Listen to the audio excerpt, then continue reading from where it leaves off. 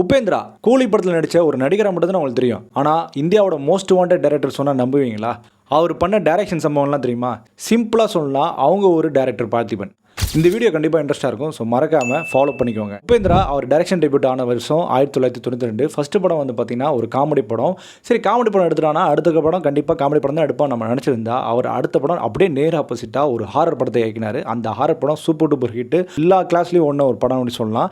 அதுக்கப்புறம் சில இடைவெளிக்கு அப்புறம் அவரே படத்தில் நடிக்க ஆரம்பித்தார். அந்த படத்தினுடைய பேர் தான் உபேந்திரா. அவரோட பேரில் எடுத்து நடிக்க ஆரம்பித்தார்.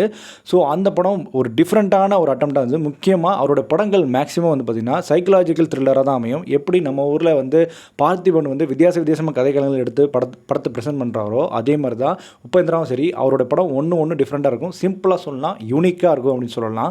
First time reverse screen play எடுத்த ஒரு டைரக்டர்னால் அது அவர் தான். அதாவது ஃபஸ்ட்டு கிளைமேக்ஸை காமிச்சு அதுக்கப்புறம் எண்டிங்கில் வந்து ஸ்டார்டிங்கை காட்டுறது தான் அவருடைய பெஸ்ட்டுன்னு சொல்லலாம். அதுமாதிரி அவரோட ஒவ்வொரு படங்களும் பயங்கர யூனிக்காக இருக்கும். முக்கியமாக பொலிட்டிக்கலி ரொம்ப ஸ்ட்ராங்காக இருக்கும். அவருடைய கல்ட் கிளாசிக் படம் அப்படின்னு கேட்டிங்கன்னா அது கண்டிப்பாக சிவானா வச்சு டைரக்ட் பண்ண ஓம். அந்த ஓம் வந்து பார்த்திங்கன்னா பொலிட்டிக்கலி சரி, அதுமாரி ரவுடிசம் என்ன அப்படின்றத ஒரிஜினலாக காட்டப்படும். இந்த படத்தினுடைய முக்கியமான ஃபேக்ட் என்ன தெரியுமா? அந்த காலத்தில் இருந்த ஒரிஜினல் ரவுடிங்களை வச்சு எடுக்கப்பட்ட ஒரு படம். ஸோ அப்போ வந்து பயங்கரமான கான்ட்ரவர்ஷியல் ஆகின படம். அவரோட படங்கள் மேக்ஸிமம் வந்து பார்த்திங்கன்னா நிறைய கான்ட்ரவர்ஷியல் இருந்துக்கிட்டே தான் இருக்கும். ஒவ்வொரு படத்துலையும் ஒவ்வொரு கான்ட்ரவர்ஷியல் பரவிட்டே இருக்கும். இப்போ ரீசெண்டாக கூட வந்து பார்த்திங்கன்னா யூஏன்னு சொல்லிட்டு ஒரு படம் எடுத்தார்.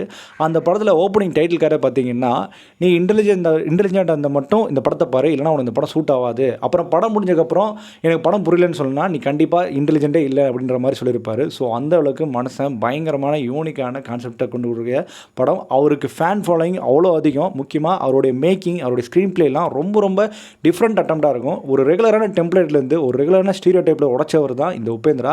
ஸோ இவரோட டைரக்ஷன் படங்கள் எல்லாமே சூப்பர் டூப்பர் ஹிட்டு. ஸோ மறக்காமல் பாருங்கள். முடிஞ்ச அவரோட படங்களான ஓம், உபேந்திரா, அப்புறம் ஹாலிவுட், அப்புறம் வந்து பார்த்தீங்கன்னா யூஏ, இதெல்லாம் பாருங்கள். சூப்பராக இருக்கும், உங்களுக்கு ரொம்ப பிடிக்கும். ஸோ இந்த மாதிரியான இன்ட்ரெஸ்டிங்கான வீடியோஸ்க்கு நம்ம சேனல் தொடர்ந்து ஃபாலோ பண்ணிக்கோங்க.